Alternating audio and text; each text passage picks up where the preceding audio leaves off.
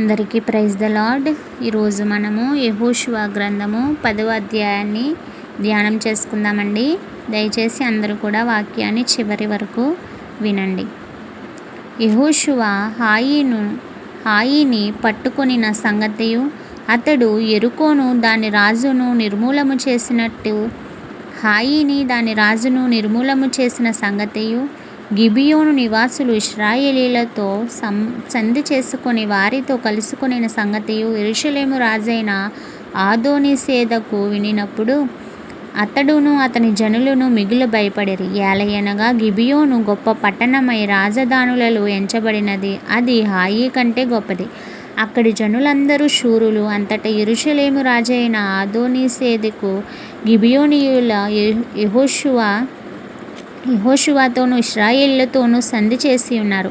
మీరు నా యొద్దకు వచ్చి నాకు సహాయము చేసిన యెడల మనము వారి పట్టణమును నాశనము చేయుదమని హెబ్రోను రాజైన ఓహాము నొద్దకును, యర్మూతు రాజైన పీరాము నొద్దకును, లాకీషు రాజైన యూఫియా యొద్దకును, ఎగ్లోను రాజైన దెబీరు నొద్దకును వర్తమానం పంపెను. కాబట్టి అమోరీయులు 5 రాజులను అనగా యెరూషలేము రాజును, హెబ్రోను రాజును, యర్మూతు రాజును, లాకీషు రాజును, ఎగ్లోను రాజును కూడుకుని తామును తమ సేనలన్నియు బయలుదేరి గిబియోను ముందర దిగి గిబియోనీయులతో యుద్ధం చేసిరి.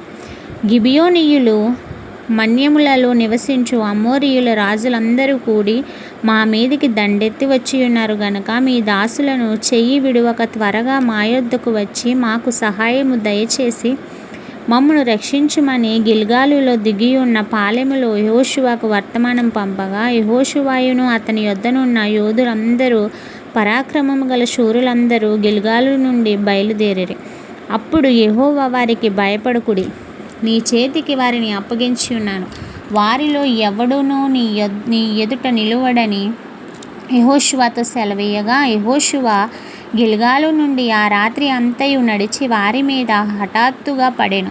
అప్పుడు యెహోవా ఇశ్రాయేలీయుల ఎదుట వారిని కలవరపరచగా, యెహోషువ గిబియోను ఎదుట మహాఘోరముగా వారిని హతము చేసెను. బేత్ హోరేనుకు పైకి పోవు మార్గమున అజేకా వరకును మక్కేదా వరకును యోధులు వారిని తరిమి హతము చేయుచూ వచ్చిరి. మరియు వారు ఇశ్రాయేలీయుల ఎదుట నుండి బేత్ హోరోకును దిగిపోవు త్రోవను పారిపోచుండగా వారు అజేకాకు వచ్చి వరకు యెహోవా ఆకాశము నుండి గొప్ప వడగండ్లను వారి మీద పడవేసెను గనుక వారు దాని చేత చనిపోయిరి.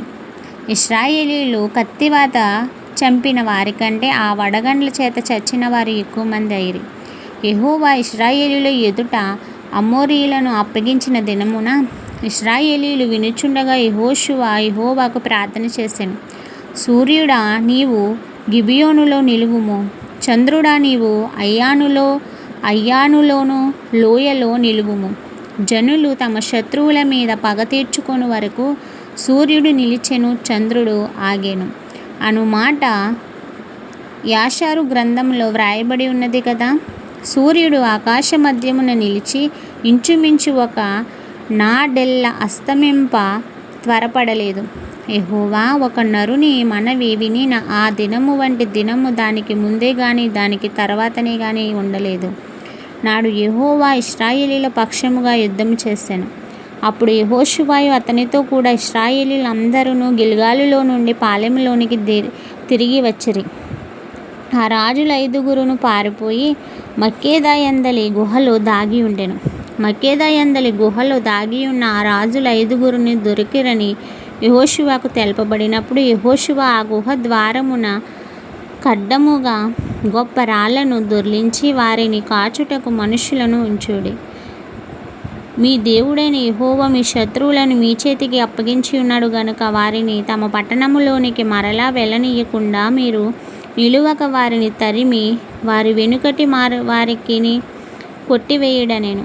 వారు బొత్తిగా నశించు వరకు యెహోషువయు ఇశ్రాయేలీయులను బహుజన సంహారము చేయుట కడతీర్చిన తరువాత వారిలో మిగిలియున్న వారి ప్రకారము గల పట్టణములలో చొచ్చిరి.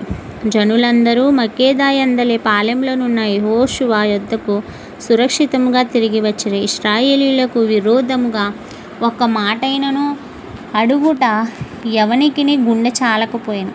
యెహోషువ ఆ గుహకు అడ్డము తీసివేసి గుహలో నుండి 5 రాజులను నా యొద్దకు తీసుకురండి అని చెప్పగా వారు అలాగు చేసి యెరూషలేము రాజును, హెబ్రోను రాజును, యర్మూతు రాజును, లాకీషు రాజును, ఎగ్లోను రాజును, ఆ రాజుల 5 ఆ గుహలో నుండి అతని యొద్దకు తీసుకొని వచ్చి వారు ఆ రాజులను వెలుపలికి రప్పించి యెహోషువ యొద్దకు తీసుకొని వచ్చినప్పుడు యెహోషువ ఇశ్రాయేలీయులందరినీ పిలిపించి తనతో యుద్ధమునకు వెళ్ళి వచ్చిన యోధులు అధిపతులలో మీరు దగ్గరకు రండి, ఈ రాజుల మెడల మీద మీ పాదములు నుంచుడని చెప్పగా వారు దగ్గరకు వచ్చి వారి మెడల మీద తమ పాదములు ఉంచిరి. అప్పుడు యెహోషువ వారితో, మీరు భయపడకుడి, జడియకుడి, దృఢత్వము వహించి ధైర్యముగా నుండుడి. మీరు ఎవరితో యుద్ధము చేయుదురో ఆ శత్రువులకందరికీ యెహోవా వీరికి చేసినట్టు చేయుననెను. తరువాత యెహోషువ వారిని కొట్టి చంపి 5 చెట్ల మీద వారిని ఉరిదీసెను. వారి శవములు సాయంకాలం వరకు ఆ చెట్ల మీద వ్రేలాడుచుండెను.